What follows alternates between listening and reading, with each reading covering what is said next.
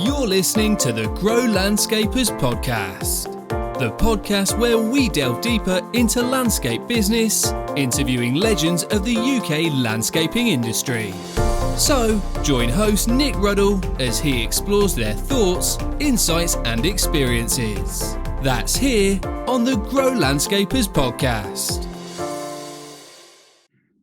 Hi and welcome to the Grow Landscapers podcast. I'm Nick Ruddle and today we're here with Jake Catling from the Landscaping Consultants. How you doing, Jake? Yeah, good, thank you. How you doing? We're very well, thank you. Now, you're quickly getting recognised as one of the most up-and-coming young landscapers in the country, with the proof being that you were named as one of Pro Landscapers 30 Under 30 winners back in 2017. And you're already a Barley Principal Award winner. So it's a real honour to have you on the show. Hopefully, if people don't know you, then they know a little bit more about you now. So, nice to have you on the show. Yeah, it's great to be here. You know, I've been listening to your podcast with a few of other people and some big names. So I'm quite humbled really to have been asked. So yeah, thank you very much. Yeah, there's a lot of great knowledge, a lot of people that are vastly experienced. I think what you'll bring is, you've got a lot of experience at a relatively young age still. But I think the younger people may be able to relate even more to you because you've been through the process a lot, more recently than some of those other brilliant names that we've had on the show. So, and then maybe the climate and the economic climate and the way that we do business now and the culture may be slightly different now as to, when it was in the 80s and 90s when some of the other guests grew their businesses. So, it'll be good to get your perspective on all those things. Yeah, definitely. Good stuff. Right. So how long have you been in the industry then, Jake? So I've been in the industry since I was 14. So that's 19 years. Wow. 14. Slave labour, eh? Done nothing but that. Well, when I was at school, they had a thing they brought in for 1 year where you could go and do work experience 1 day a week. They called it day release, which sounds terrible. A prisoner. Yeah, basically. You could either go to college and do construction skills 1 day a week, or you could go to work. I was the only one in my year group that decided to go to work. Everyone else went to college and mucked around.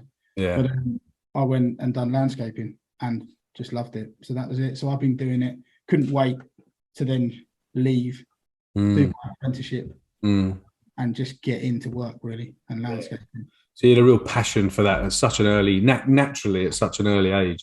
So talk to me a little bit about that then. So you were doing that at 14. What was the progression after that?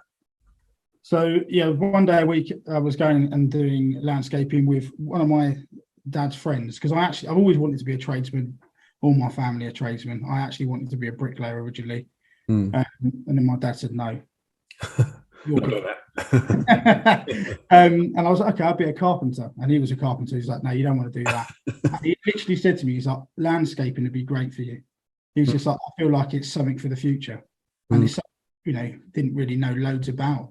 So my dad was like, it will be big in the future. I think it would be something that you'll like to do. You like being outside, you love playing rugby, stuff like that. So yeah, went and done that and then prepped for everything I needed. I knew immediately I wanted to go to college and do my apprenticeship, which I did. I wanted to go to Merriswood, but I couldn't get there because I lived in close to Epsom. So I went to Nescott, done my apprenticeship and worked with a local small company. So I've never worked for a big business. I've worked for small businesses, but worked there for 4 years. Really moved on quick.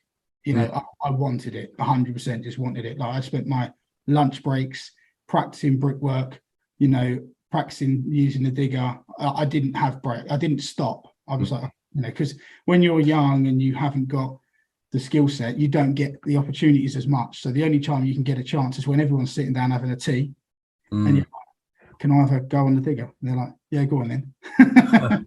Great work ethic though, isn't it? You don't want to sit around, and I'm sure that's reflected in the way that you run your business now, the people you have. Yeah, that's it. You gotta be focused and you gotta want it. You gotta go for it because there was no one going to give it to you. And I think everyone in business knows that. Yeah, focus, passion, commitment, and a real sort of thirst for learning by the sounds of it. So so you what was the first company you worked for then? A local landscaping business? Yeah, so I worked for, it was actually my dad's friend's company when I was doing my one day release called Lewis Landscapes. No one would know them, but he was taught by his dad to be a gardener and a landscaper. He worked with his brother, so they weren't qualified, but they were, they learned from experience. They learned the old way, really. Learned from their dad. So knowledge that they had was fantastic. Their horticultural knowledge was really good. It was where we kind of got that first initial passion for, plants, planting, soil and the importance of it. And then I worked for a company after that called BK Garden Landscaping, where I actually did my full apprenticeship. It was just one person, me and the boss. That was it. Wow. Undivided attention. Yeah, lovely man. I worked with him for 4 years while I did my apprenticeship, and because there was just two of us, it put me in a position to be able to learn and do so many different skills. So we were working a lot in Kingston, so we were doing Victorian tile pathways and yellow stocked front walls. So difficult materials. So really high precision with doing Victorian tiling, and obviously then a bit more of a craft skill and with difficult materials using stock bricks. So it was really good to learn with, because it's the hardest way to learn. Yeah, in the deep end. So what made you start your own business then? What was the sort of driving force behind that? I wanted to set up my own business. I've always wanted to run my own business. Even when I said I was going to be a landscaper, I always wanted to have my own business. What really gave me that push to go out and do it was I was working for a company.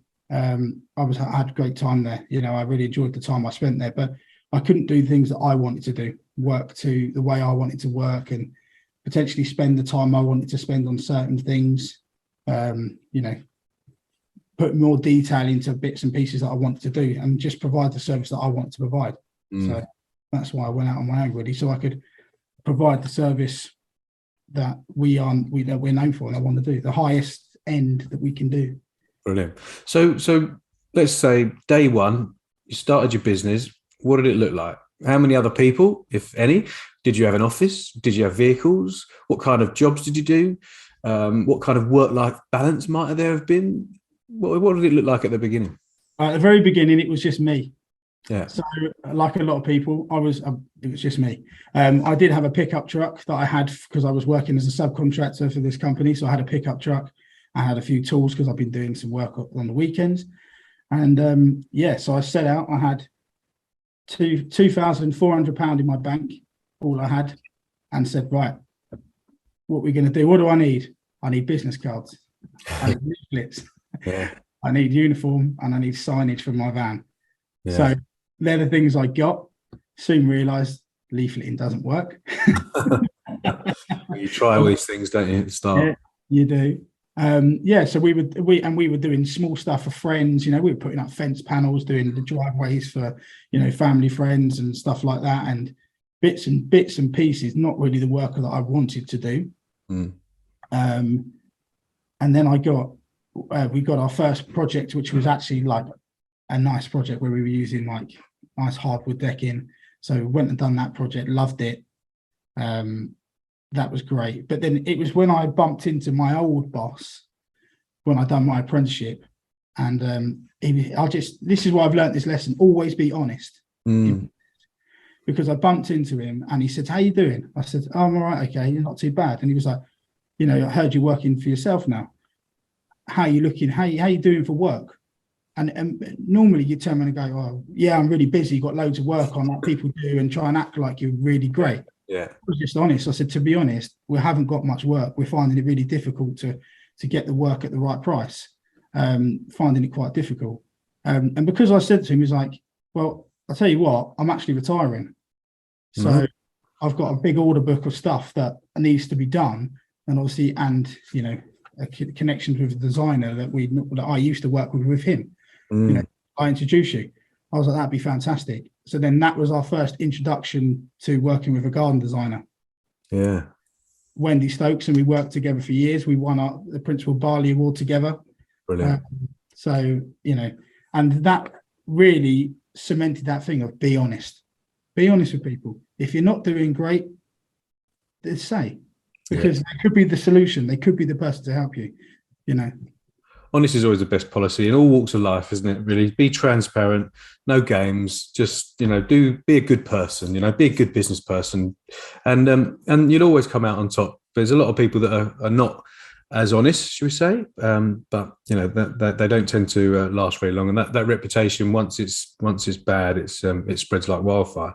So what year was that then? When did you start this business then? Well, it's actually our 9th anniversary today. So happy anniversary! Birthday. Thank you. What privilege that you spend it with us. Yeah, well, it kind of works out that way. Yeah, so we're 9 today. Brilliant. Well, happy 9th birthday. You don't look a day over it. Very good. So lots of experience over those years, no doubt, ups and downs and all the rest of it. But what does the business look like now then? So it was you with your pickup truck with a few tools. Fast forward 9 years today, what does it look like? Fast forward 9 years, a lot less experience than the rest of the guys that have been on this podcast, but yeah, we've still got some experience. So now we've got just over 10 people employed with us, so we're still small, but we've got 5 vans, we've got a couple of machines that we own, stuff that we shipped over from America before anyone else had in the country. We've got stuff that it was the first over here. We're in external premises. We've got 2 floor offices. We've got 6,000 square foot yard for storage. We've got we've grown. We've got obviously bigger overheads for that, but it's the only way we can give a good service. The service that we want to give. Sorry, not the only way to give a good service, but the service that we want, we need to be able to house our office staff. So you reinvested that money back into the business in order to grow further. And I think you've got to do that. But in order to be able to reinvest, you've obviously got to be charging the right kind of money, haven't you? And we've been on the panel at Futurescape about pricing, and I know that you're very experienced and knowledgeable around that. So presumably that's something really high on your sort of priority list, charging what you feel is worth and a good price for a great job. 100%. Yeah, I think that was the biggest lesson that we learned was how to quote and how to really value yourself. I remember when we had no work before I spoke to my old boss and he helped us out.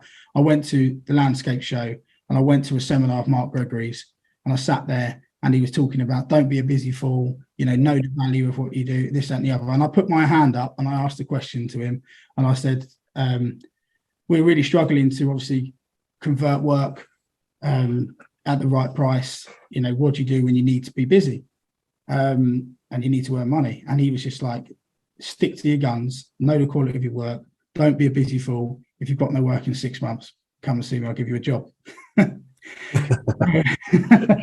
Oh, well, if all else fails. Yeah, I think there's far too many people do undervalue what they do in this industry. And I think in a lot of industries as well. But, in order to charge 5-star prices, you can't have a 2 or 3-star service, though. So you've got to be appropriate and relevant to the sort of people that you're trying to quote for. Because if you've got high class, top end, high net worth people, then obviously they expect the best. So I suppose it helps you to really be on top of your game.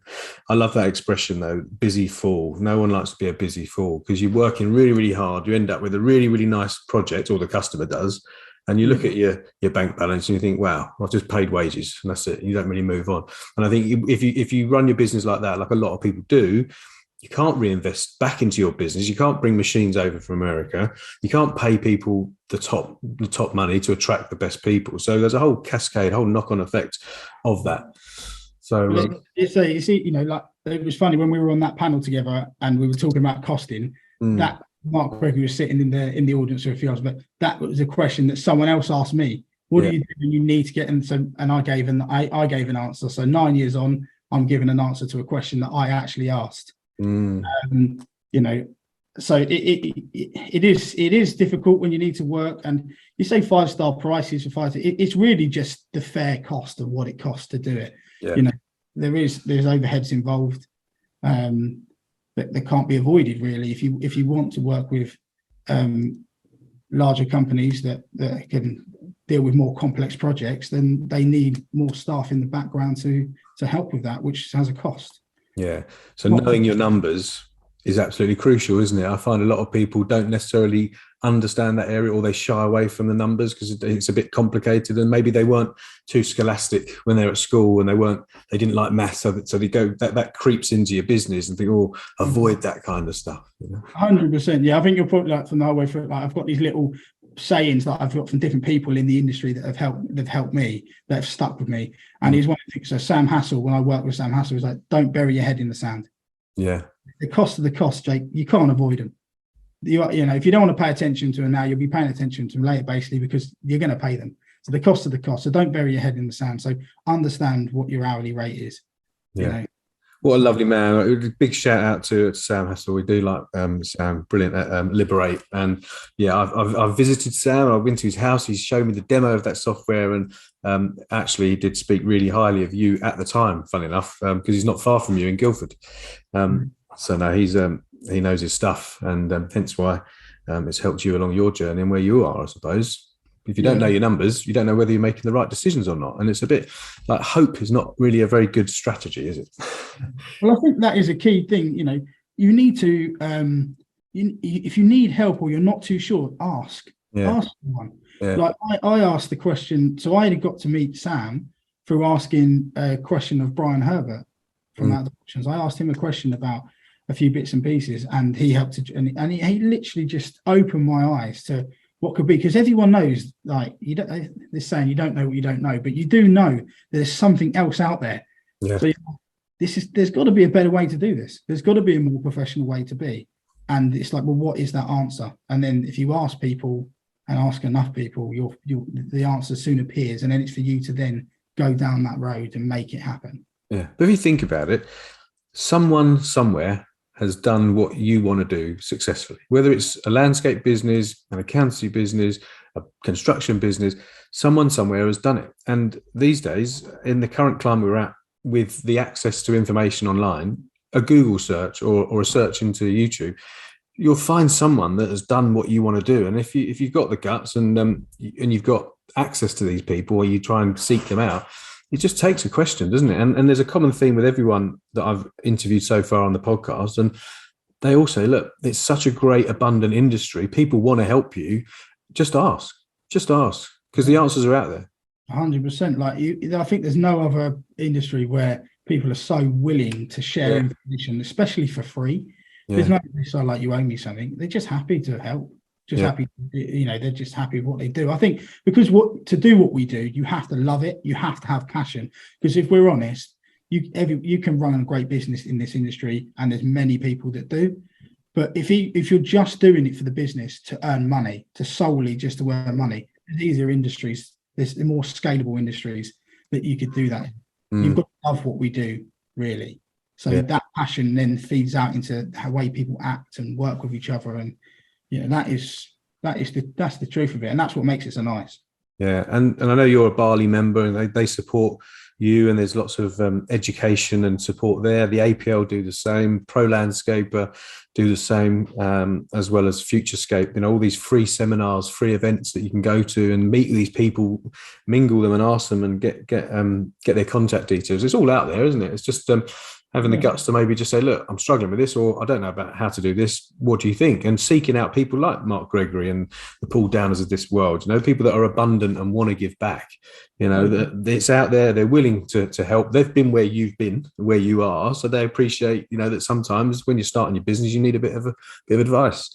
And it is a very nice, friendly, abundant industry. So, okay, then leading on from that, then what would you say, in your experience, are the most important elements to running a successful business? Big question. There's lots, isn't there? There's lots. Yeah. We'd say maybe your top three then. Top three. Grit.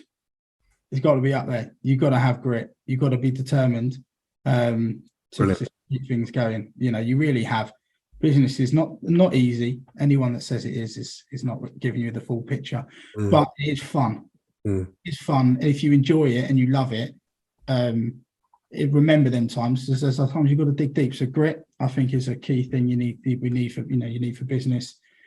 Focus is another one. There's so many great landscapers out there that that maybe lack the focus on the business side of things, that lacking the focus to sit there and take things through the whole range that needs to be done to implement something. So focus is key. Well, it's difficult, isn't it? There's lots.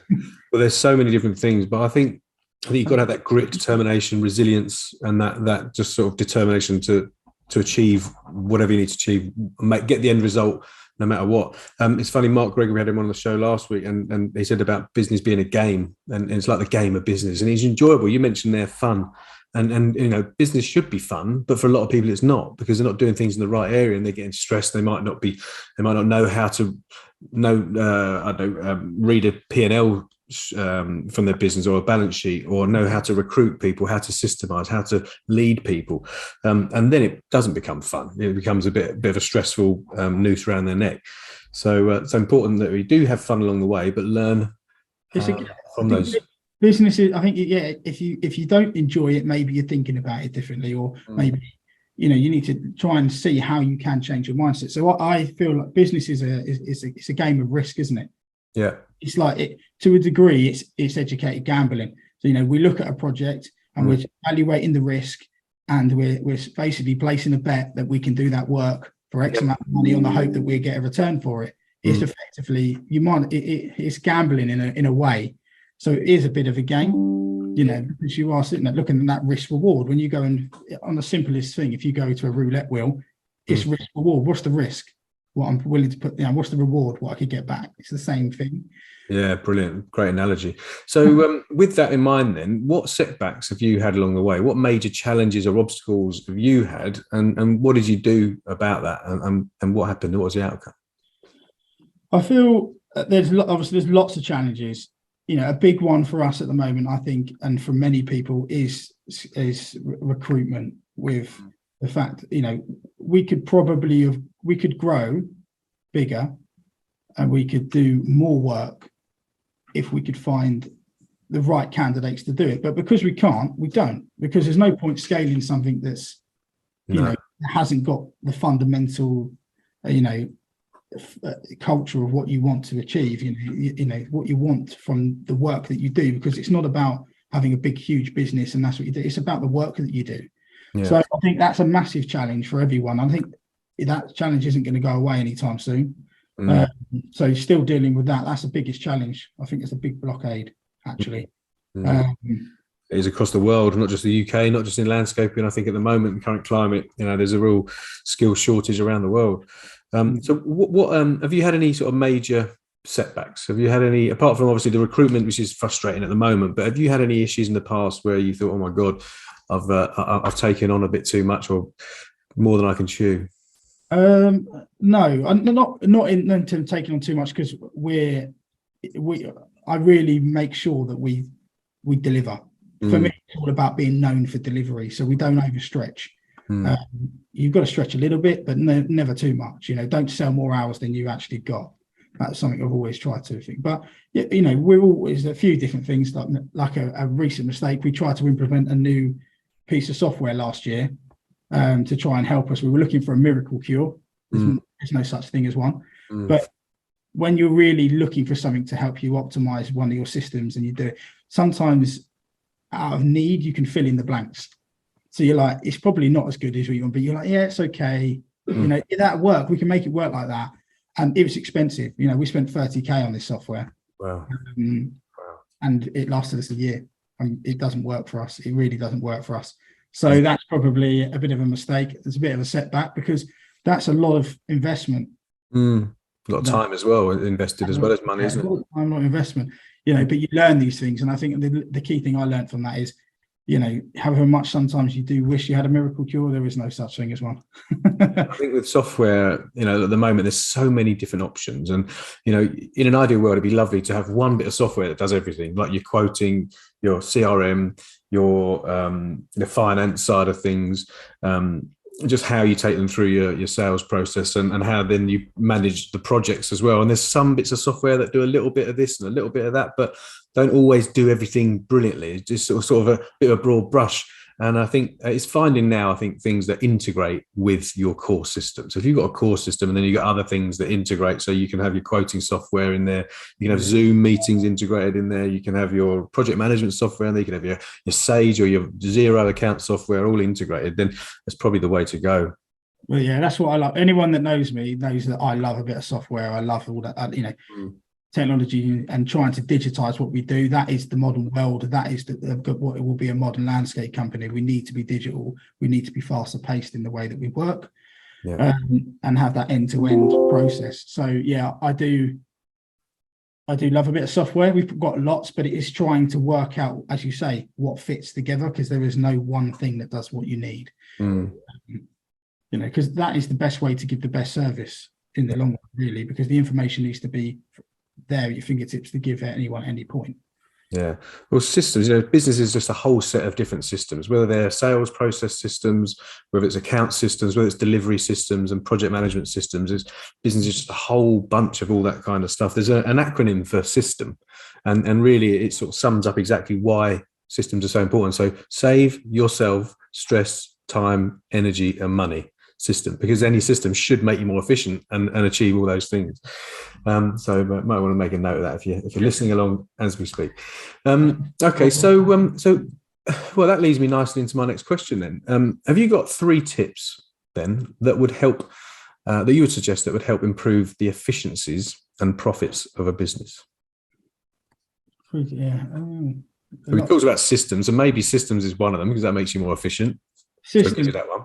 Yeah, systems definitely is a big one. You've got to get that in place, and how you communicate, I think, is a really big one. I think there's so many businesses that are having to depend on WhatsApp nowadays to get this real quick, instant communication that they need to their guys on site, the field and office link.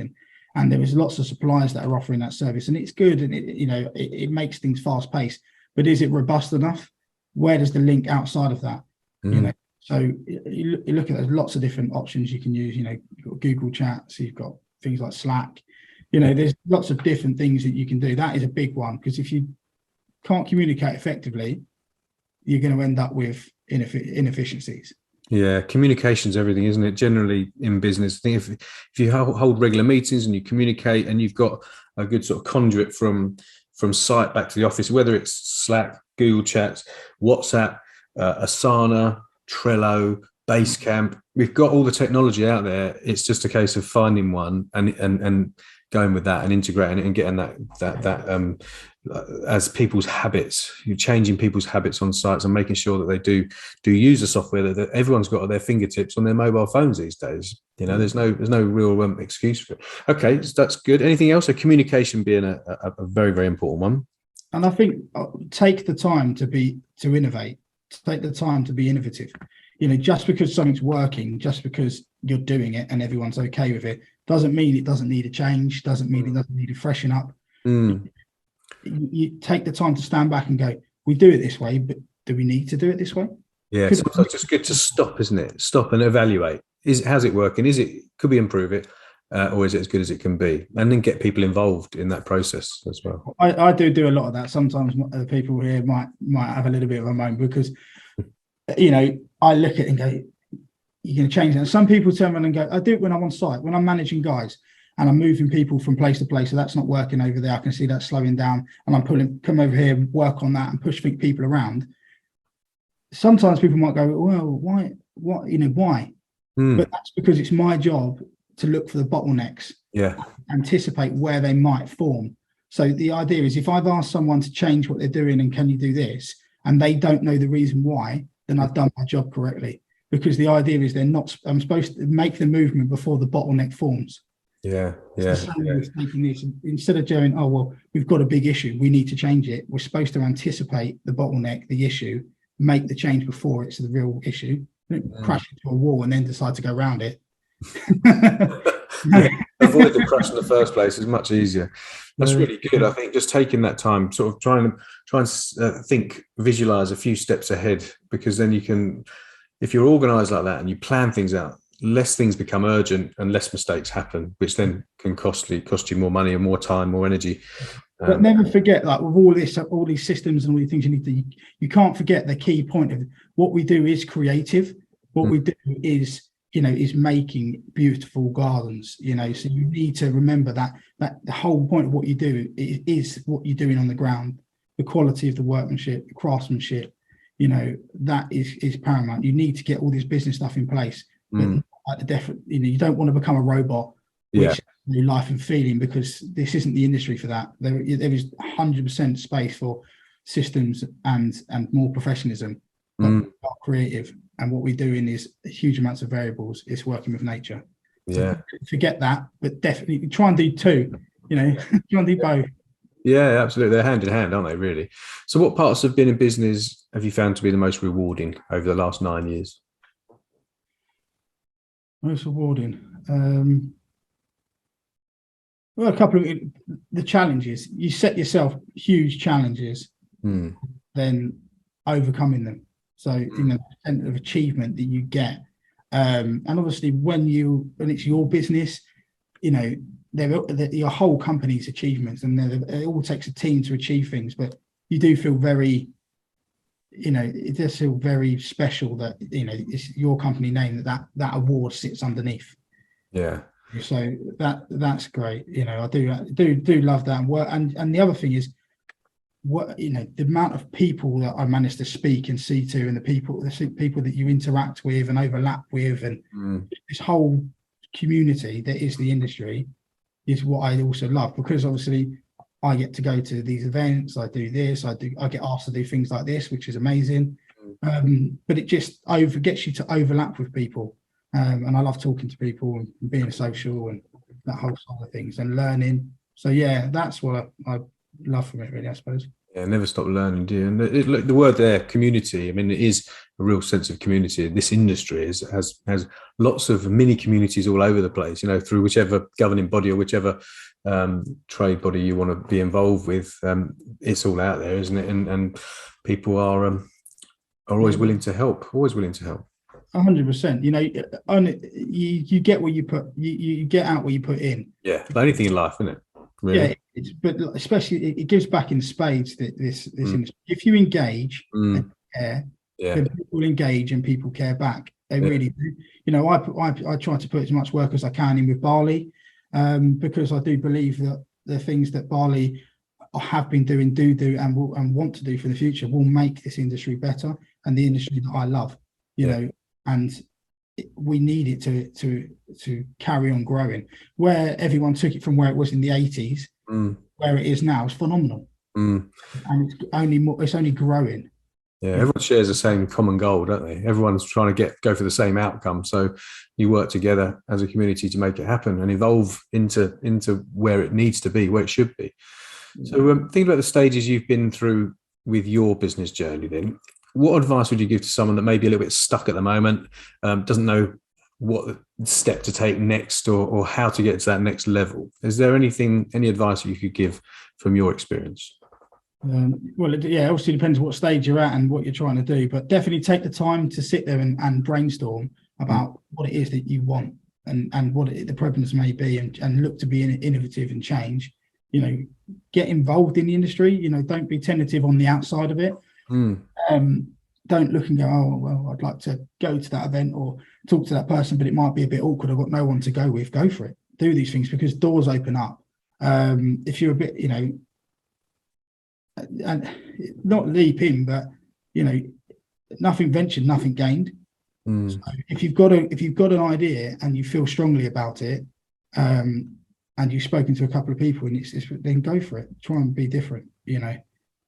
Ask for a bit of advice from people.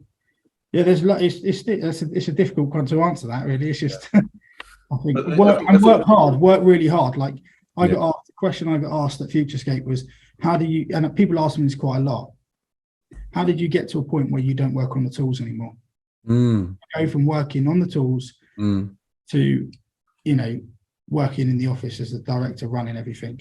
So I suppose that's probably more for me, because obviously people that have been on this podcast, they transitioned a long time ago. Years ago. Yeah. I transitioned from working on the tools to now 5 years ago.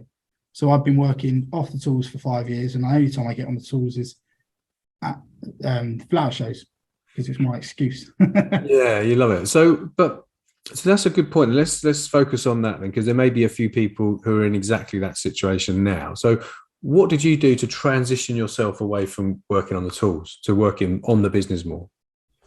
I always wanted to be able to come off the tools just purely because I felt that was the right progression. Yeah. Not because I don't love being on the tools, because I love creating and building things. Mm.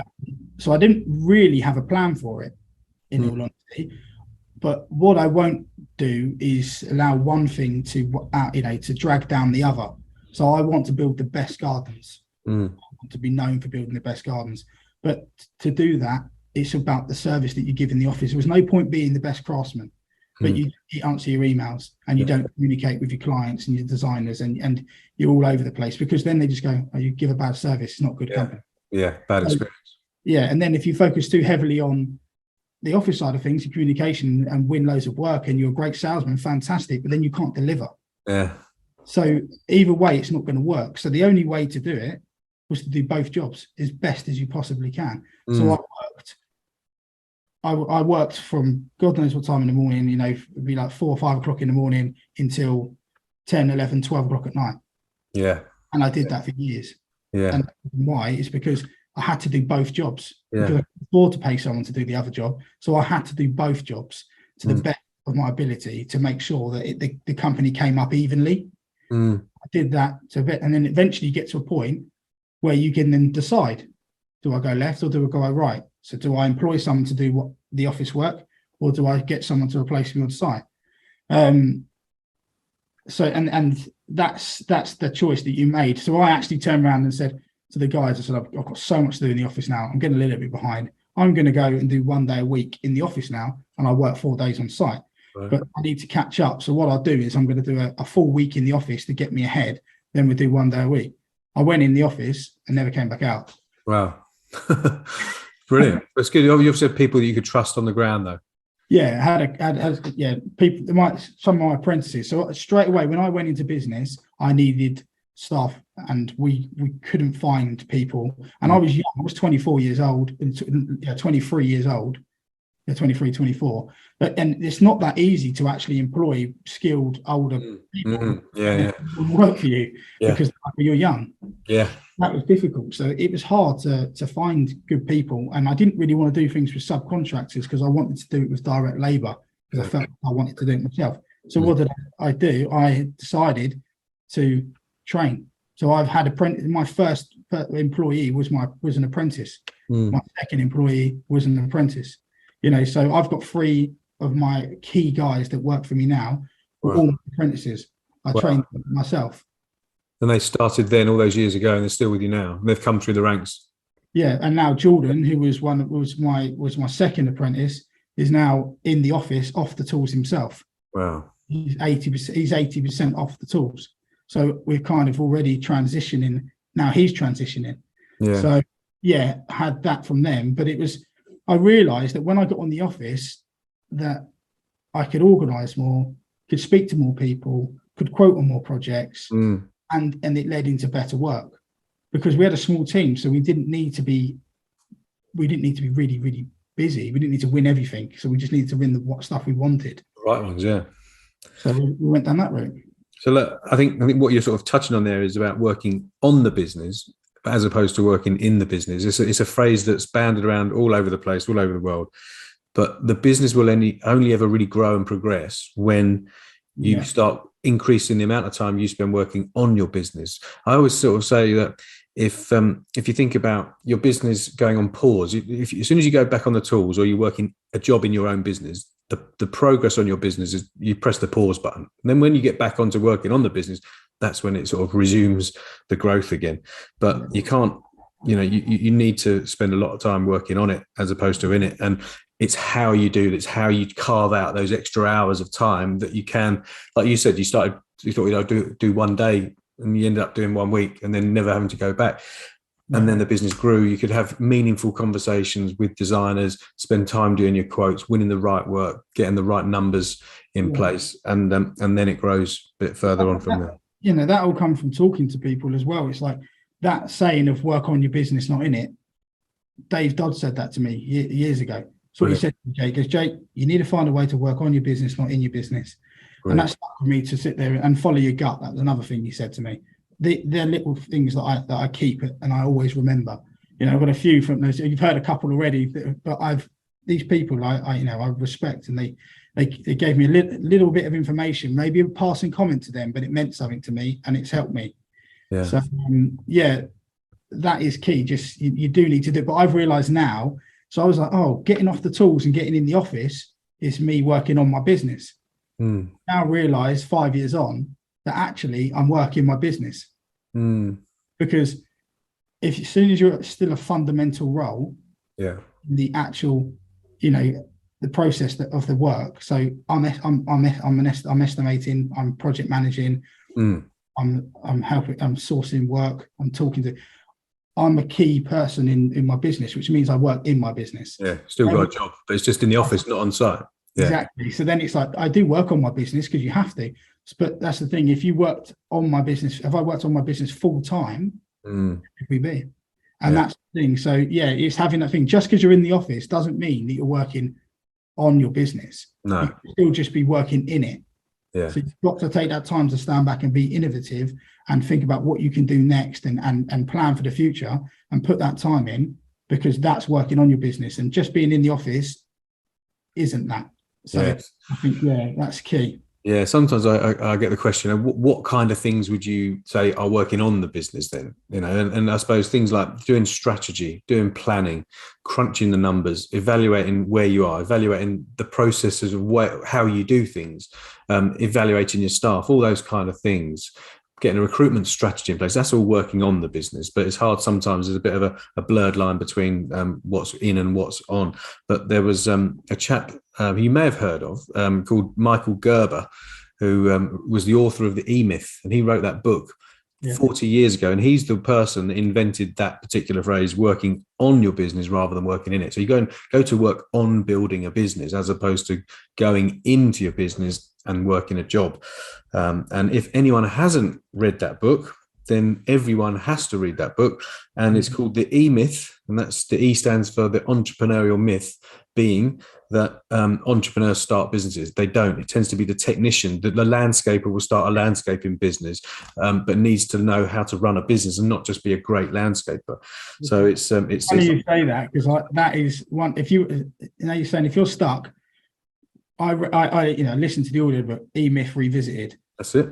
And it was Brian Herbert that put me onto it years ago. And I have to say, when I was trying to transition and do stuff, I used to listen to a chapter. I'd be like, it's reading my palm. He's literally reading my about me.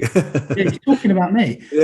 Listen to a chapter, think about it for a week, implement something. Listen to the next chapter, think about it for a week, implement something. And literally, and that's what we're still you're working through it, because if you just listen to the whole thing in one go, it's not as good, because you literally go, well, I could do that. I need to do that now. Do it. So anyone that's trying to do that, have a listen or read. I've learned a lot of stuff.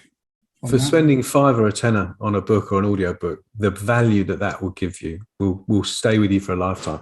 There's actually, thankfully for landscapers, that he actually wrote an edition for landscapers. It's called the EMyth for landscapers.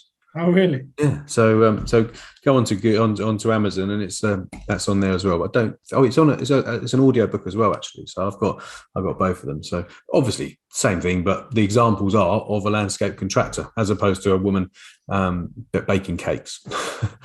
Okay. One last question then, Jake, and I shall leave you to get on with your day. If there was just one golden nugget out of everything that you've spoke about today and all your 9 years of being in this business, for people trying to build their business, what would that one golden nugget be? If you could just bring it down to one thing.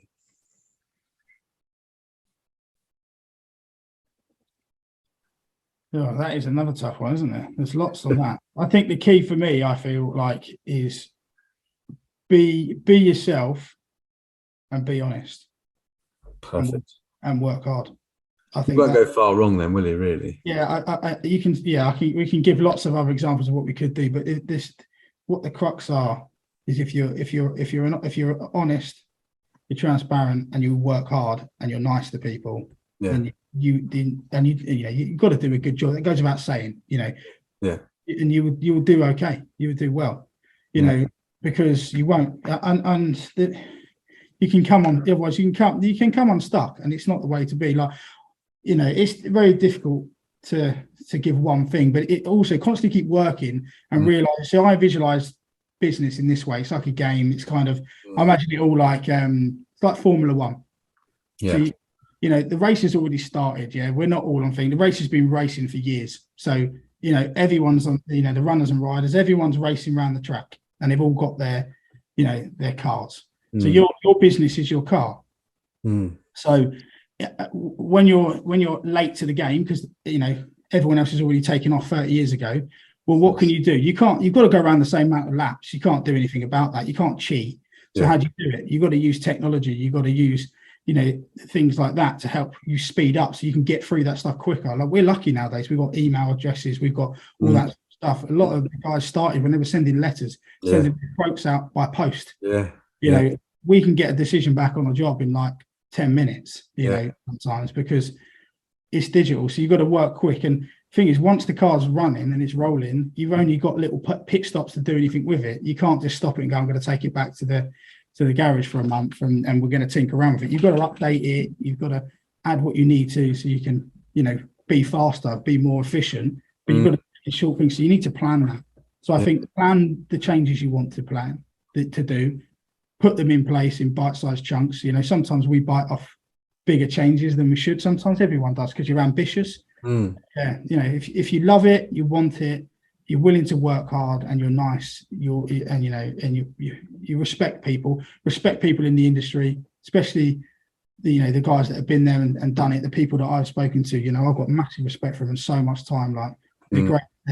They're great fun at events and anyway, they're full of personalities and be happy to show your personality. I mean, when I first started business, I thought, be the grey man, blend in and don't think. And then I soon realised after a year, it's like, bitch, be yourself. Be yourself. If you're a laugh and you like to be a bit cheeky, great, be that way. People will like that about you. If you're reserved and you're kind, people will also like that about you. Be yourself. Be honest. Work hard. And talk to business coaches. Talk to people. Find out information. Work with people like you, Nick, really, to be honest. I think we're quite lucky that we've got them options nowadays. We don't know everything. No one does. Yeah, well, if it helps to sort of avoid some of the mistakes and get you to where you want to get to a bit quicker and with less stress, then it always helps. I love the analogy of a Grand Prix, and I think there's so many similarities between business and sport, especially if you take that analogy of Formula One, having a teamwork in Formula One, having to sort of tweak things, having to apply tactics, have strategy, all those kind of things apply to business as well, running a business. And also that thing of like, you imagine that you've got a car run, it's all full of parts. So the parts are the employees and the people. Every part is valuable. So like every employee, every person who works here is valuable. Yeah. But if it's a big part and that part breaks, then it leaves a massive void. So it's like, don't just abdicate. What I'm trying to get to at that point is, maybe if you've got a massive role or loads to do, don't abdicate that to someone else to do a huge part. Because if they're not there anymore, they leave or whatever happens, there's a huge part of your business just gone down. Yeah. With to replace it. And it's very difficult to find people that are multidisciplined.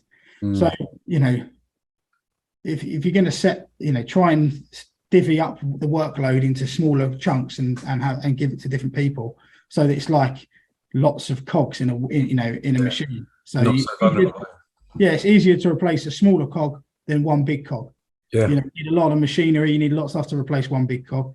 So it makes them no less valuable. Without that cog, the machine doesn't work. But maybe it's easier to replace that cog than it is. So don't just abdicate. Oh, I don't like doing accountancy. I don't like doing I don't like doing quoting. Someone else can do that. You can't abdicate anything. There's one thing I've definitely learned: delegation, not abdication. And EMyth talks about that a lot. Yeah. And that is a true thing. As soon as you abdicate it, it's only going to get done if the person decides to get it done. It's not, you've got to be engaged in all manner of every part of your business. You need to be engaged. It's brilliant. So much practical advice you've given there, and I think really, really valuable.